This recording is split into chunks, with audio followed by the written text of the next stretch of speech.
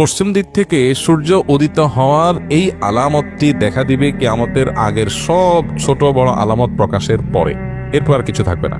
পশ্চিম দিকে যখন সূর্য উদিত হবে তখন কেউ আর তওবা করে আল্লাহর পথে ফিরে আসলো সেটা অ্যাকসেপ্টেবল হবে না, সেটা অ্যাকসেপ্টেড হবে না, এবং তারপরেই শুরু হবে মহাপ্রলয়, শেষ। এই যে তার আগে একটা দীর্ঘ রাত থাকবে, বিভিন্ন বিশুদ্ধ হাদিস দ্বারা, গণিকের বিভিন্ন ভাষ্য দ্বারা কিয়ামতের পূর্বে যা যা ঘটবে সেগুলো প্রমাণিত।